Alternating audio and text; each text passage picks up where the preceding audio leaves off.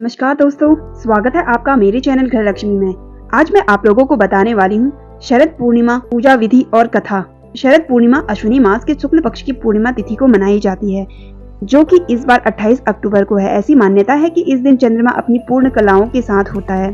पौराणिक कथाओं के अनुसार समुद्र मंथन के दौरान शरद पूर्णिमा के दिन माँ लक्ष्मी प्रकट हुई थी। ऐसा माना जाता है कि इस दिन माँ लक्ष्मी धरती पर आती है और अपने भक्तों पर कृपा बरसाती है। तो आइए जानते हैं शरद पूर्णिमा कथा, पूजा विधि और इसका महत्व। शरद पूर्णिमा महत्व। शरद पूर्णिमा को कोजागिरी पूर्णिमा, कौमुदी व्रत जैसे नामों से जाना जाता है। ऐसा कहा जाता है कि इस दिन माँ लक्ष्मी का जन्म हुआ था, इसलिए देश के कई हिस्सों में इस दिन माँ लक्ष्मी की पूजा अर्चना की जाती है। इस तिथि को धनदायक माना जाता है। कहा जाता है कि इस दिन माँ लक्ष्मी धरती पर आती है। चंद्रमा इस दिन अपनी 16 कलाओं से पूर्ण होता है। ऐसा कहा जाता है कि इस दिन चंद्रमा की किरणों से अमृत की बरसात होती है। तो इसी के साथ जानेंगे दोस्तों शरद पूर्णिमा कथा। हर महीने में पड़ने वाली पूर्णिमा तिथि पर व्रत करने से भगवान विष्णु और माँ लक्ष्मी की विशेष कृपा प्राप्त होती है। माँ लक्ष्मी और भगवान विष्णु का आशीर्वाद प्राप्त करने के लिए एक साहूकार की 2 बेटियां महीने में आने वाली हर पूर्णिमा का व्रत किया करती थी। इन दोनों बेटियों में बड़ी बेटी पूर्णिमा का व्रत पूरे विधि विधान से किया करती थी, जबकि छोटी बेटी व्रत तो करती थी लेकिन नियमों का पूर्ण तरीके से पालन नहीं करती थी।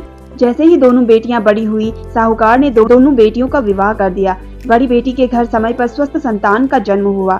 छोटी बेटी को भी संतान हुई, लेकिन उसकी संतान जन्म लेते ही दम तोड़ देती थी। जब उसके साथ ऐसा 2 से 3 बार हो गया तो उसने एक ब्राह्मण को बुलाकर अपनी पूरी व्यथा सुनाई, साथ ही इसका उपाय बताने के लिए भी कहा।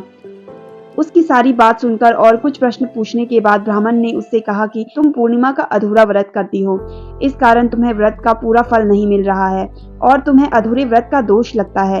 ब्राह्मण की बात सुनकर छोटी बेटी ने पूर्णिमा व्रत पूरे विधि विधान से करने का निर्णय लिया, लेकिन पूर्णिमा आने से पहले ही उसने एक बेटे को जन्म दिया। जन्म लेते ही बेटे की मृत्यु हो गई। इस पर उसने अपने बेटे का शव एक पीढ़े पर रख दिया और ऊपर से एक कपड़ा इस तरह ढक दिया कि किसी को पता ना चले। फिर उसने अपनी बड़ी बहन को बुलाया और बैठने के लिए वही पीढ़ा दे दिया। जैसे ही बड़ी बहन उस पीढ़े पर बैठने लगी, उसके लहंगे का किनारा बच्चे को छू गया और जीवित होकर तुरंत रोने लगा। इस पर बड़ी बहन पहले तो डर गई और फिर छोटी बहन पर क्रोधित होकर उससे डांटने लगी कि क्या तुम मुझ पर बच्चे की हत्या का दोष और कलंक लगाना चाहती हो? मेरे बैठने से यह बच्चा मर जाता तो? इस पर छोटी बहन ने उत्तर दिया, यह बच्चा मरा हुआ तो पहले से ही था दीदी, तुम्हारे तप और स्पर्श के कारण तो यह जीवित हो गया है। पूर्णिमा के दिन जो तुम व्रत और तप किया करती हो, उसके कारण तुम दिव्य तेज से परिपूर्ण और पवित्र हो गई हो। अब मैं भी तुम्हारी ही तरह व्रत और पूजन करूंगी। इसके बाद उसने पूर्णिमा व्रत विधि विधान से किया और इस व्रत के महत्व और फल का पूरे नगर में प्रचार किया। जिस प्रकार माँ लक्ष्मी और भगवान विष्णु ने साहूकार की बड़ी बेटी की कामना पूरी कर सौभाग्य प्रदान किया, वैसे ही हम पर भी कृपा करें। इसी के साथ जानेंगे दोस्तों शरद पूर्णिमा की पूजा विधि।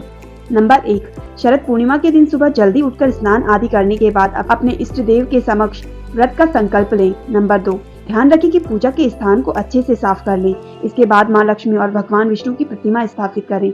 इसके बाद मूर्तियों को कुश के आसन पर रखकर जल से पवित्र कर लें। इसके बाद उन्हें गंध, अक्षत, धूप, पुष्प, दीप, नैवेद्य, सुपारी और दक्षिणा आदि अर्पित करें।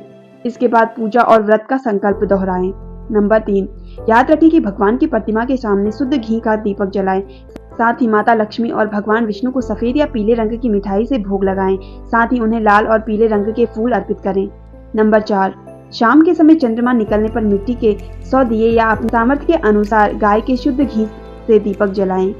नंबर 5, साथ ही रात के समय छोटे बर्तन में खीर रखकर उसे चंद्रमा की रोशनी में किसी छन्नी से ढककर रख दें। अगले दिन ब्रह्म मुहूर्त में स्नान आदि करने के बाद माँ लक्ष्मी को खीर अर्पित करें और फिर प्रसाद के रूप में परिवार के सभी लोगों के साथ खीर का भोग ग्रहण करें।